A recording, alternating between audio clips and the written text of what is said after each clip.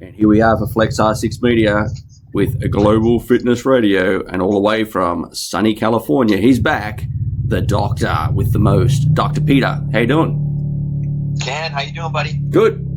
What's news? Good. Well, you're right. You hit the nail on the head. Sunny California. It's very sunny, but it is a little warm. I'm sure a lot warmer than where you are. Oh wow, yeah. You know, it's not. It's still nasty. You know, is it? Yeah. Well, it's getting to that time of the year where I'm noticing that daylight hours are diminishing, and I'm sure you're probably seeing the opposite happening gradually. Yeah, 100%. Yep. Yeah. So we'll get there. But why don't we just kind of get right into some of the discussions I think we were just talking about off the air. Yep. And I think a good topic to cover tonight would be actually a topic that most people don't really pay too much. Well, maybe it's not that they don't pay much attention to, but they may not think a whole lot about the type of water they drink or why they're drinking the water they are drinking. And so I figured we could discuss that topic, and we could, maybe give all of the different types of waters that are available to people, for drinking, and also maybe talk a little bit about the pros and the cons of some of these types of waters, and we'll discuss maybe how our body actually takes the water that we drink and uses it and processes it, because I'm not sure if everybody is aware that what you drink is not really in the even though it's water and your body uses water, the body water that you use is an unprocessed water that you drink. So your body needs to process it in order to get it in its usable form. And so, not many people understand that. And so it makes a difference as far as the water you're drinking and how much processing your body needs to do for the type of water that you drink. And so why don't we, we can start by talking a little bit about how the body takes the water in that you drink and then processes it. And in the end, then we'll go back and we'll look at all the different types of waters that are available for us to drink. And we can kind of, maybe rate the pros and the cons of each of these different waters that we, have access to, as to how, available they are in their raw form for the body. So, the easier it is for the body to process the water that you drink, the more you can get out of it. The less energy it takes in processing, and the more energy your body can make because it's already in a closer form to what it needs. Yeah, wow. So, yeah. This is incredible. I just want to jump in there, Peter. I'll tell our listeners that we had a discussion off air about this just before we started, and talk about a simple subject becoming complex. Like, you blew me away in 10 minutes. I just had no idea that the water was that varied, that important, that dangerous, which we will discuss. So this is fantastic. Let's do it. Yeah, because as a little tease, the water that you drink can either kill you or cure you of many things. And it all depends on, a lot of what we'll talk about that is in some of the water that we drink. So, as you were just speaking about water being a complex science or subject, there's a whole science around water. And one of the authorities in this science is a PhD researcher here in the United States at the University of Washington. His name is Gerald Pollack. And he wrote a book, and I'm just going to reference it because it's written in a manner that anybody can read. So you don't need to have a background in science to read this book. And it's called The Fourth Phase of Water. And I recommend everybody that's interested in finding out more about water, get this book, because it really tells you how important water is and how the body uses it and processes it and to make it the most usable for your biology. So that is, that's a great book that is user friendly. Yeah, wow. But so what we can do is first talk about how water is your body is a processing machine, and that processing machine has to process everything that we put in it, the food we put in it, the water we drink, the air we breathe. It just doesn't go into our bodies and is used in the form we put it there. Food is a great example. I mean, you are going to take and eat all this food that comes in one end and goes out the other end in a different form, doesn't it? Yeah, exactly. Yep. Okay, so that's the processing, and water is the same way. Yeah. So when we drink water, it's basically absorbed into our system, and it's processed through it goes into our system, it goes into our blood. And what is water? Water is H2O. Yep. What is the H? It's hydrogen. Yep. What is the O? It's oxygen. Yep. And remember, our bodies basically are hydrogen powered.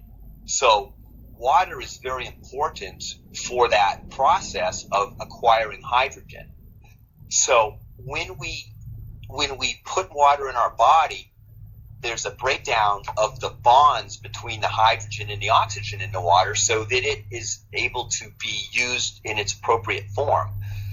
There's hydrogen, and we've spoken of this. I guess we'll not get into this quite yet. So the hydrogen and the oxygen get separated, and then that hydrogen has to go through. We've spoken numerous times about your power plant, your hydroelectric plant, your mitochondria. Yep. That's where all of your energy is produced. Your mitochondria will either make or break your ability to live and breathe or not, based on how much energy it puts out. But what we've also discussed that sometimes we forget, that not only does our mitochondria put out ATP, which is cellular energy to do work, it also puts out equal amounts of water. And that's the water that's processed through the mitochondria. Those hydrogen atoms that we take off of the water that we drink have to go through a processing in that mitochondria to be sure that they are the right kind of hydrogen atoms. There's different kinds, and that's where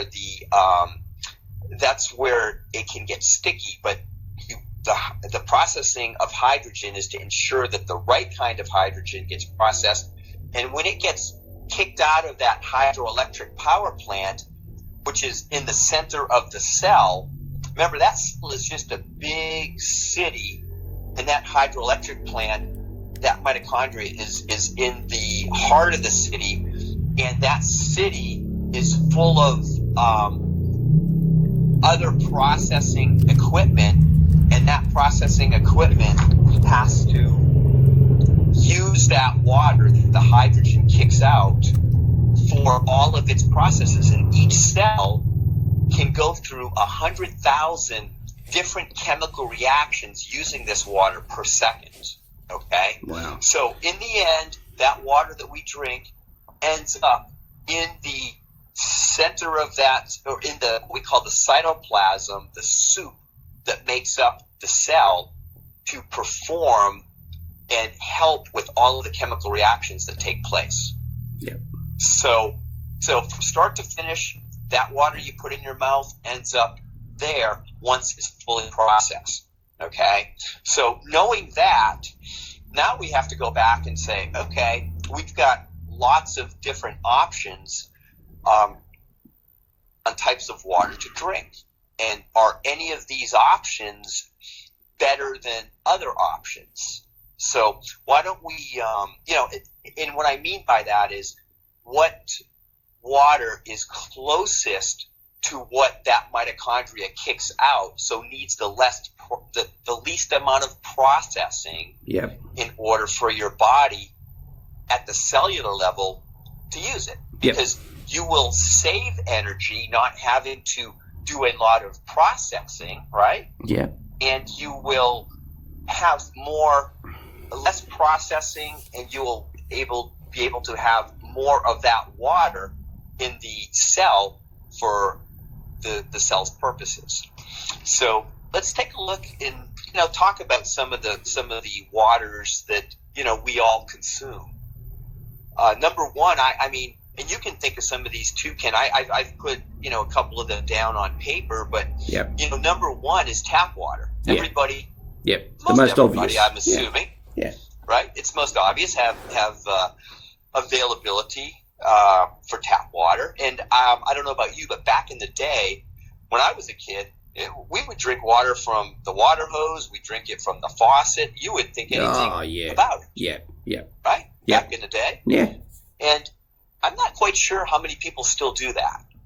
I think there's different parts of the country where, or the world, in one place in particular, and I don't know if you were alerted to this, but when we were in Greece, I was told numerous times not to buy the bottled water because the tap water that they have, and I don't remember if it was in Santorini, or if it was one or two places that we were in. Actually, I believe it might have even been in Corinth, where they told us in restaurants that this is the same water that we bottle that you buy in our stores. Wow. So and so they just looked and said, why would you buy that when you can have it for free? Yeah. There you go. So I'm sure there's a lot of places still that the tap water is free. So let's, we can talk about pros and cons about some of this water, but let's name a few. So you got tap water, right? And then you've got filtered water, which a lot of people have filters in their homes. They have reverse osmosis systems that filter the water. You've got carbon filters. So, filtered water is another form of water that people consume. Then you've got spring water, right? Spring water that's bottled. So we can talk about bottled water. And bottled water can be filtered water. It can be spring water. It could be distilled water, right? Because they sell it in all of those forms. Okay. There's specialty waters. There's alkaline waters. And I know there's a number of them on the market. There's different equipment that can make alkaline water. I'm sure have heard of the Kangen system. No. Have you heard of Kangen? I haven't. Okay. No. Kangen is out of Japan, actually. It's basically a system where you use tap water and it goes through a process of electrolysis. And the electrolysis separates the hydrogen and the oxygen atoms, and it creates a negatively charged alkaline water. Wow. So so that's a $5,000 process or piece of equipment that can make alkaline water. And then there is something called hydrogen enriched water, which this is also a similar process where you can separate hydrogen out. And so water is H2O. You can take oxygens off, put more hydrogens in, and you can get hydrogen enriched water. So you get more hydrogens because remember, your mitochondria really wants more hydrogen to make, because we're hydrogen powered. So you can get more power if you've got more hydrogen atoms. And there's, and there's actually tablets that you can buy, and you can dissolve them in your water. They're hydrogen enriched tablets that add hydrogen to your water. Wow. I'm not sure if you've heard of that type of water or not. That's amazing. Wow. So that's on the market.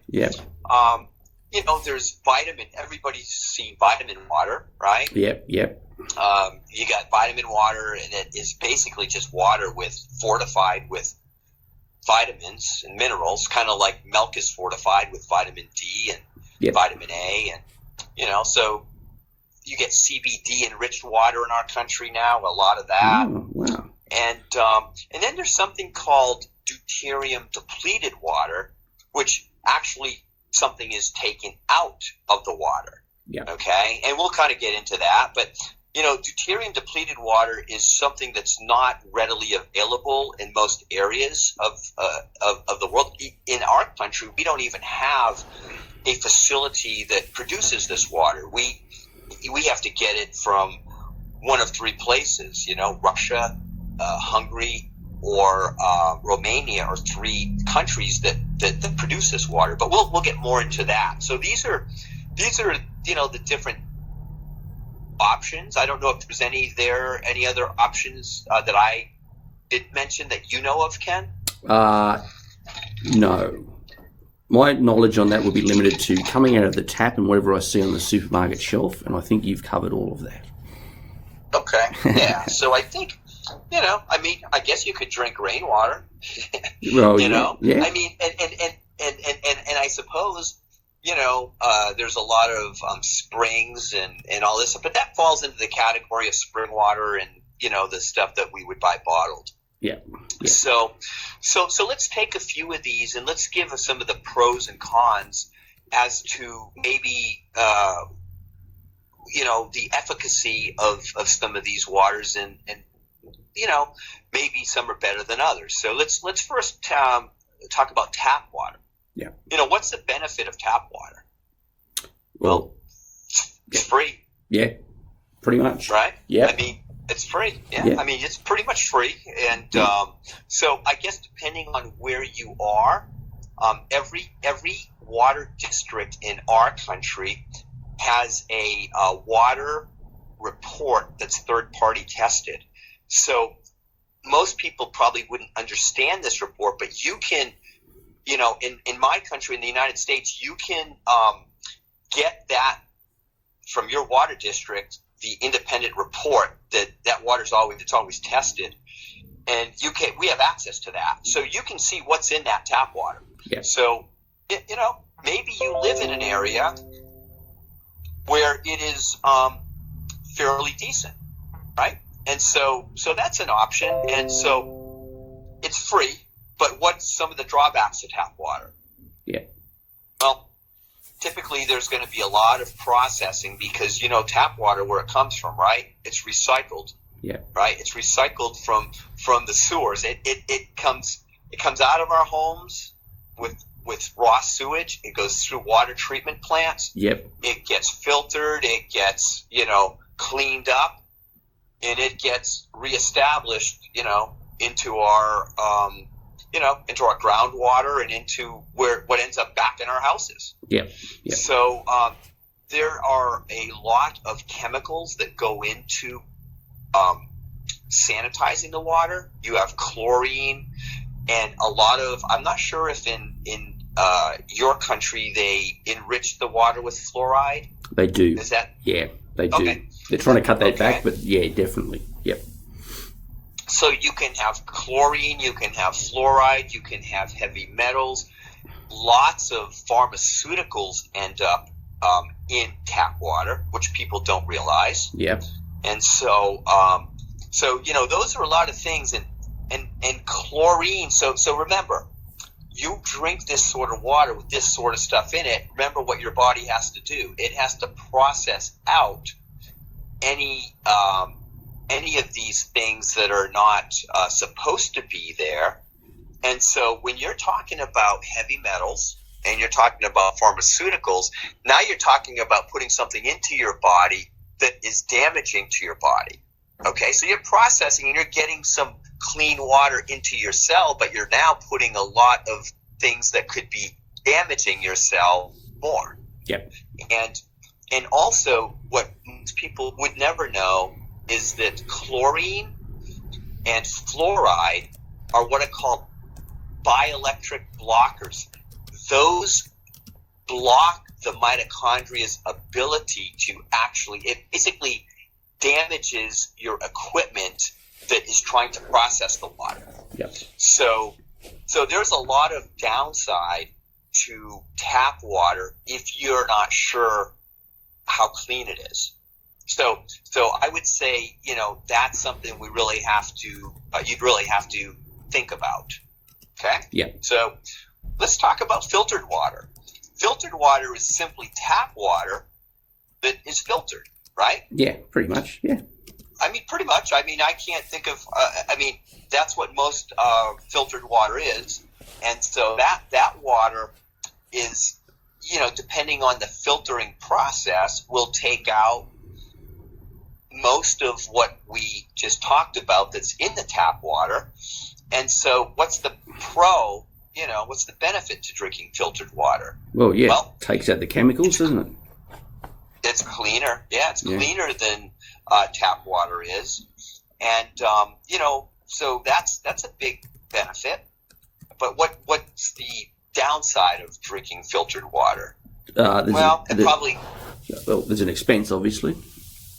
Yeah, that's right. Yeah, there's an expense to it. And depending on the filtering process, some filtering processes are less expensive than others. Yeah. But it's going to cost you it's going to cost you more than drinking free tap water. Yeah. But, you've got the upside. You're going to ensure that you're getting rid of a lot of the things, including what I didn't mention in the tap water, bacteria and viruses and fungus, all of these things that will negatively impact your body. Yeah, things that live in water, pretty much. Yeah.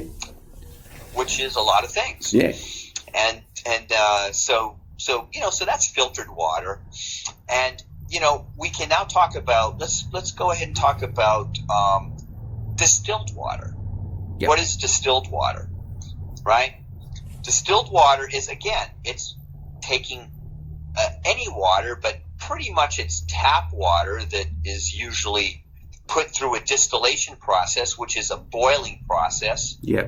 It's distilled, boiled, so that it burns to vapor at the boiling point. That steam goes up, and it's usually that steam is free of a lot of the particulates. Yep. And so you're basically leaving behind in the distilling pot a lot of the contaminants. So that steam goes up, it goes through a system, and then it comes out into a collection tube. Yep. And is, you get water coming back down out of steam. And so you're basically taking pretty much everything out of that. And typically a distillation, because I do have a water distiller and I use it, and that's the water I drink. Yep. And it takes a lot of things out. And then it's run through a filter, a carbon filter, yep, as a kind of a insurance policy that nothing is left, that is yep, getting up through that process. Yep. And so, so that distilled water is super filtered water that's distilled. So, the benefit to that is it's going to probably be cleaner than just normally filtered water. And you're going to get things taken out. And, and a benefit to that, some of the things we want taken out that can't be taken out in a filtering process, which is something called deuterium. And again, we'll talk about deuterium in a little while, but just keep that in the back of your mind that distilling water can remove deuterium. Yeah. Okay, and that's why I do it, but we'll talk a little bit more about that. Yeah. So that's the benefit of distilled water. Yeah. But what's the downside of distilled water? I don't know. Hit me with it. Obviously, the cost we talked about. You got to have, you got to set it up. This distilling process. You have to buy a distiller. Yep. Right. The distiller I have costs about $400. Yep. So it's a lot less than buying filtered water off the shelf. Yep. It's pennies compared to buying a gallon of water off the shelf, right? Yeah. Because you're distilling your own tap water. So that's a benefit. It's much cheaper once you hit the break-even point of the $400 that you spent for the distiller. Yeah. But my distiller lasts about 10 years. Oh, yeah. So, but what's the downside is that distilled water is what we would call dead water. Because not only does it take all of the bad stuff out, but it takes all the calcium, magnesium, electrolyte. It takes all of the other minerals out, right? Yeah. Hence why you go to the supermarket and buy distilled water and put it into your iron. Exactly. So you don't gum it all up, right? Yeah. With, There you go. And so the benefit to, or the detriment to that, if you're drinking a lot of distilled water, you can be diluting essential minerals in your body because you're diluting them because you're not getting enough of them, and the water that you're taking in is void of them. Yeah. So you have to usually remineralize once that distilled water is, done being distilled. And we do that. We have there's different things you can do. There's these little mineral sachets which have rock minerals that we put in our collection bottle. Yep. And that just remineralizes the water and with what you want in it. So that's a benefit of remineralizing, but that can be a detriment if you don't remineralize. Yeah. Okay. Yeah. So, and then let's talk a little bit about our specialty waters. You've got alkaline water that you can buy off the shelf or you can make. And the benefit to alkaline water is kind of a false belief, because we think that alkaline or alkalinity in our body is better than acidity. Basically, its acidity, it's once believed damages our body, and alkalinity enhances our health. And we won't get into that today. Maybe we'll talk about that on another day. Yeah. But, a perceived benefit of buying alkaline water is it's healthier. But I am not on that bandwagon. And we can talk about that on another time. The detriment is it's very expensive. It's 2 to 3 times more expensive than regular filtered water in the store. Yep. And so if you think it's healthier and you want to pay for that, that's okay. But I think maybe we'll talk about why, in a nutshell, our body has various areas in it that need to be alkaline, but we also have many areas that need to be acidic. Yeah. And the most acidic part of your body is your stomach, your digestive tract. Of course. Yeah. Right? Yep. Because so the pH, scale goes from 1 to, 10, let's say. Yeah. Alkaline water, it would be considered somewhere in the 7 to 10 range. Yep. Acidic water is in the, 1 to, 5 range. Yeah. All right. Neutral water somewhere in the middle. Yep. Well, our stomach has a pH of 1, which is very acidic. Yeah, that's nasty. Yeah. And and it has to be, because it has to break down all of the food you put in your mouth. Yep. Right? Yep. That acidity, the stomach creates acidity by secreting hydrochloric acid. Yep. And that is extremely important for your digestion. Otherwise, if you mess your digestion up, then you can't absorb what you can't digest. It just goes through you. Yeah. Right? Yeah.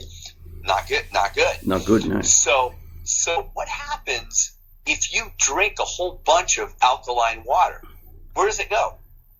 Well, through your stomach for a start. Right. And Right. So what is that doing to your stomach is in the sense of alkalinity? Well, I'll put it in a layperson's term or an analogy. I have a fish tank. Now, when I change the water, I have to test the pH level, and the pH level has to be neutral. So if the water is too acidic, I need to add alkaline to bring it up to neutral. So if your stomach is acidic and you add alkaline, it's going to reduce the acidity and bring it up towards neutral or alkalinity, which is a huge problem. It's a huge problem, yeah, because now you don't digest your food so well, and it becomes a whole different problem for your biology to deal with. So from that standpoint, alkaline water does not make your body alkaline, because your gut will automatically have to secrete more acid to bring it back down. So you'll never benefit from that alkaline water you drink. Yep. Now, there is something called, there are foods that are alkaline and alkalinity that go through your system in an acidic form, like citrus, like lemons, you would think are acidic. Yep. Right? But the lemon is very alkalizing for your body, but it goes through, it makes your body alkaline in the areas it needs to, but it is not considered an alkaline food. Yeah. So let's do a podcast on that. For sure. So the people, so we can get it straight at some point, right? Yeah. But that's not today's subject. So we'll get into that some other time. Yeah. So that's alkaline water. Then we spoke of hydrogen-enriched water, where you can, the benefit to hydrogen-enriched water is you can add more hydrogen to your already hydrogen water, so that it can have additional energy sources. So your biology, your mitochondria can use that energy from that hydrogen to make more energy. So the benefit to hydrogen-enriched water is you get more bang for your buck. You produce more energy. It's like adding a little bit of nitrous to your gasoline. It gives you more power. Yeah. So is there a downside to that? Well, there is. And the downside is, unless you know what hydrogen is being added, because remember, there's two types of hydrogen. There's hydrogen that we think of when we're talking about hydrogen, and then there's hydrogen's twin brother called deuterium. Okay, so deuterium and hydrogen are the same atom, and we won't get into that, but deuterium can be extremely beneficial or extremely detrimental. Okay. But when you use hydrogen-enriched water, are you completely sure that the hydrogen that you're enriching it with is free of deuterium? Because if it's not, then you're adding, something that could be very damaging to your system when you think you're adding something that can give you more power and energy. Yeah. So there's that side of it. And then there's the vitamin enriched waters, and the benefits to those are that you're giving your body, fortifying them with, the cost is a detriment. The benefit might be you're enriching your body. It's like taking a vitamin pill in water. Yeah. Right. Yeah. So is that worth it? Is a lot of these companies, when you look, they're not putting a whole lot in there. It's more of a marketing strategy. Yeah. I would think. And a little bit of colour doesn't go astray either sometimes. Just a little faint colour in your water. So tricks people into thinking it's not actually water, it's actually good for me. Because it looks good. Yeah, it looks good, yeah. Right? Yeah. Yeah, the better it looks, the better it probably should be. Yeah, I better drink it. Yeah, exactly. So so the benefit is you might get a little bit of added nutrients, but the downside is that can be pretty expensive, and for what you're paying for. the benefit is maybe not worth it. Yep. So, and then the last one is this deuterium depleted water, and it's interesting because that's water that is got deuterium. And let's just take a second to talk about it. So, deuterium and hydrogen are basically the same atom. The only difference is hydrogen. Okay, it's hydrogen is a proton and an electron. I don't want to get too scientific here. Yep. But let's just say a proton and an electron. Yep. Deuterium is hydrogen with a proton. A proton is a positively charged atom. Yeah. An electron is a negatively charged atom. So they offset each other to make a neutral charge, right? So that's why it's you've got a hydrogen atom that has one of each, and then deuterium is a hydrogen atom, okay, or molecule that has a proton and an electron, the same thing, but it also has a neutron. The neutron is, just as it sounds, it's neutral, so it doesn't change the charge. It just makes that molecule twice as heavy. Right. So I look at it as they're fraternal twins. You've got one brother that weighs 100 pounds, and you've got another brother that is the twin that weighs 200 pounds. Yeah. Okay? They look nothing alike. They're twice, one's twice as heavy as the other. And for that reason, it can be it has a role in the body that is different from the lighter hydrogen.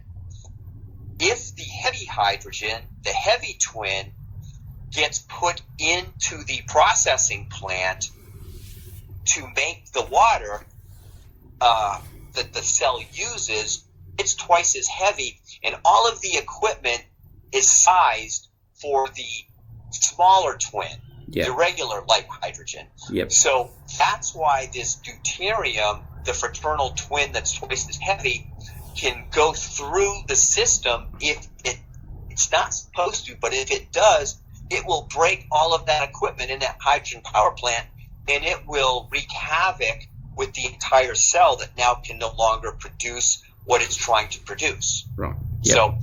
So look at deuterium as a hazardous waste. In a nuclear power plant, that hydrogen or that deuterium, or let me back up, that uranium that runs that hydrogen power plant, it is the best thing because it's making a lot of energy from this nuclear reaction. Yeah. But if that if that uranium rod that's doing this is now in the wrong place, if there's a meltdown and now there's exposure to the outside world and you're in it, it will kill you pretty darn fast. Wow. Because uranium is very radioactive. Yeah. And it will kill you really quickly. So deuterium is very similar in your body. It is the best thing in the right place. As a matter of fact, it's essential to health when it's in the right place in your body, which is in your blood and in the cell, a different part of the cell, and it's regulated to those areas, or it will be a hazardous waste in the wrong place and it will do much damage to your body. Yeah. So hydrogen is found naturally in the universe. It's found, hydrogen is the most abundant element in the universe, in our world, our planet, and in our bodies. Yeah. Because hydrogen, which is what water, is made from, is the most abundant, thing on the earth.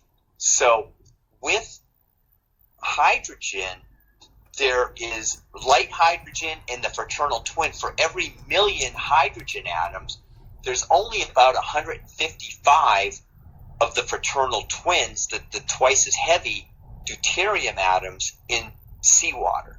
Yeah. And in the average drinking water, there's about 145 to 150 deuteriums for every million hydrogens. Does not sound like a lot, yeah, but hydrogen tunnels through your processing plant so quickly that you're going to get a lot of deuterium trying to get in there, and it has to be weeded out. That's the processing when you drink water. You're drinking water with with deuterium in it. Yeah. And that's part of what your body has to process out of there. Okay? Yeah, wow. So deuterium depleted water goes a very long way. It's water that is processed outside of your body. You know, your mitochondria is a deuterium depletion plant. It does it internally. But if you can drink water that does not have deuterium in it or has less in it, yep, then your body can just fly through that process. Because the most meticulous processing in your cell is weeding out that deuterium to ensure that it doesn't end up breaking all that equipment that's in your factory, yeah, which is your mitochondria. So this deuterium depleted water is the benefit is it is the potentially best water to put into your system because it's the closest to what your cell actually works with that your mitochondria pumps out. Your mitochondria pumps out this deuterium depleted water into your cytoplasm. yeah. So that's the closest thing that you can drink to what your body makes. So would it be correct in saying that you're giving your mitochondria a rest from that task, and it can perform other tasks, more important tasks? Well, yeah, it can filter, so it can allow you to get weight. It can speed up the process of get hydrogen in because there's less deuterium to weed out. Yeah. So when you have less things to pick out of there, your machinery that does that filters it out really quick, and you speed the process. But there's much less. But that part of the process is extremely meticulous. The most meticulous part of processing the water that you drink is separating the deuterium because it is so deadly if it does get into that factory that is your mitochondria. Yeah. Wow. Okay. So what's the downside? Expense. It's exactly. It's extremely expensive. Yeah. I bought some, and I got some from the company in Russia that makes it at 5 parts per million. So normal water is about 145 to 150 parts per million. Yeah. This is 5 parts per million. It's the lowest deuterium content produced on the planet. As far as it's even lower than what your body 5 produces. That's low, man. Yeah. But for a 1 liter, for a half liter bottle, 500 mLs. Yep. It's cost me $25. Yeah. Wow. So. Wow. but that is a concentrated form, and you don't drink 5 parts per million. You want to get your drinking water down to below 130 parts per million. Right. So if you can get it down, and I'm concentrating my water by mixing the 5 parts with my water that I distill that takes some of the deuterium out and brings it down to like 137. Yep. So I'm mixing it so that I get about 110 parts per million. And there's nowhere on the planet that you can find that water unless you have deuterium depleted water that's produced. Okay. And so so I can do it much less expensively by just bringing my water down a little bit, and it's much healthier. Yeah. And we'll talk about, and we're going to wrap up here in a minute, but we'll talk about the, why you might want to use this water or why it might be a big waste of money, because it can go either way. Yeah. But so let's kind of briefly maybe rate what maybe the best kind of these waters that we discussed, what might be the best options, weighing the pros and cons of them as well, right? Yeah. So let's break the population down into two groups because it makes a big difference. So our first group will be young and or healthy people. Okay, people that are younger. The benefit when you're young, your mitochondria, your power plant is functioning at almost 100%. So it is really processing well. Yeah. Okay, and if you're healthy, and you're young and healthy, that is, you don't have to do a lot with your mitochondria is really efficient at processing. Yeah. So, if we talk about, let's take tap water. I don't think tap water would be the best form of water unless it is absolutely clean. Yeah. Okay? Yeah. So filtered water, that's not a bad way to go. Spring water is not a bad way to go. Yeah. And distilled water. So neither of those are bad ways to go. But if you want to drink the healthiest water for that population, I think spring water would probably be my choice.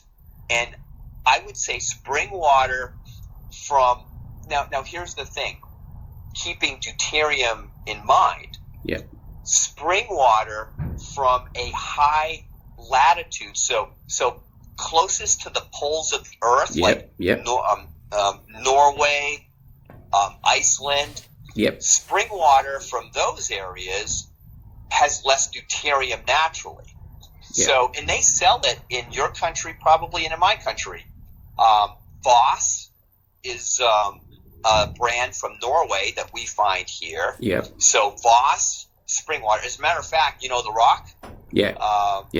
He just purchased a part of the company Voss.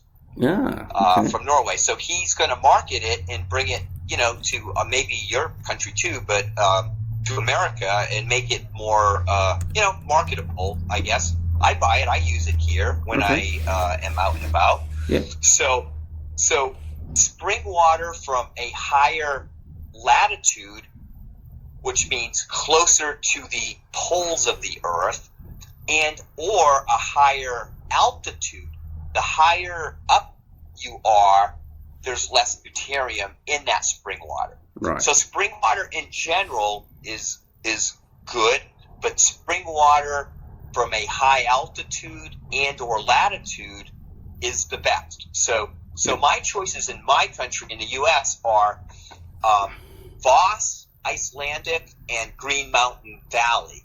Those are three brands that are readily available in the United States. I'm not sure what you have for spring water over there. We have Voss here because I just Googled it. We have Voss, yes. Okay, yeah. So if you're young and healthy, spring water in general might be the best bet. And if you can get one of those three brands, or if you know that it is a different brand, but it comes from a mountain spring, that's going to be a better option than getting it from a spring that is at a lower altitude. Yeah. So that's those are some options for water for young and healthy individuals. Yeah.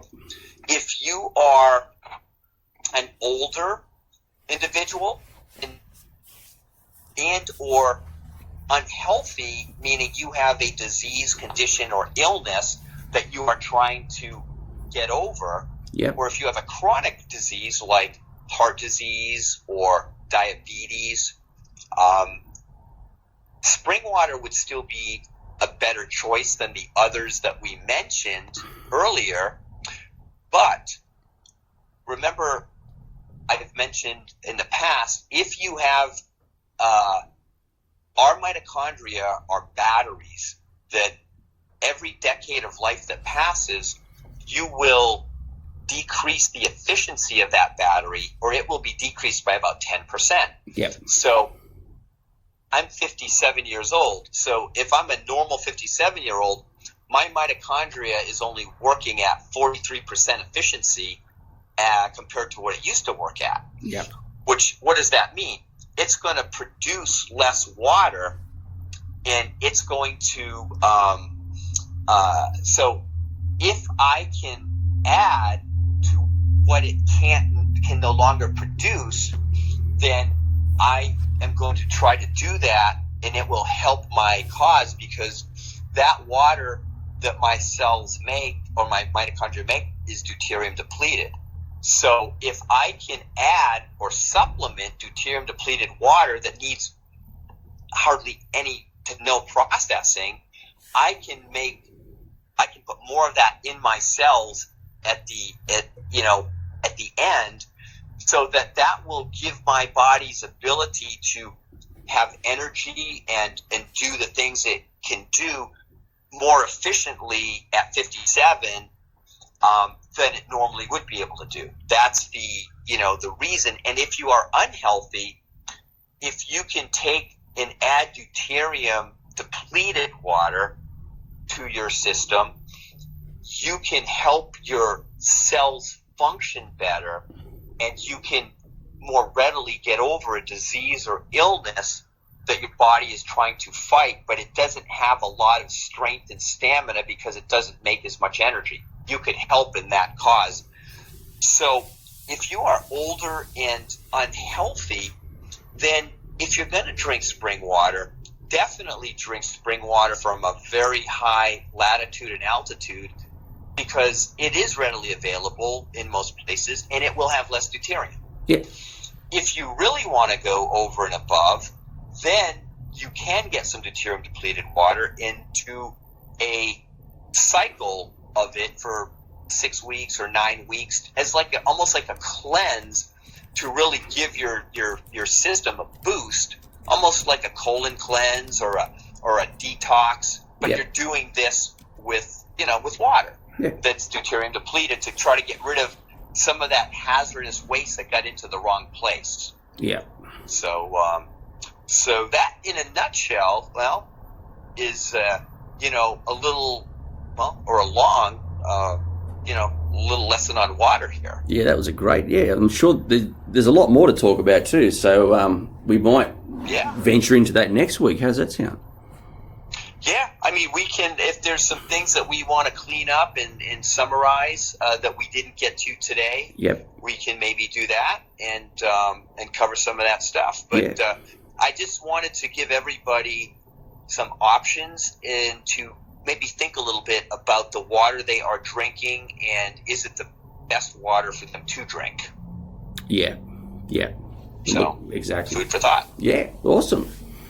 That's great. So, well, good. Well, listen, we'll catch up next week. Yep. And we'll see where it goes from there.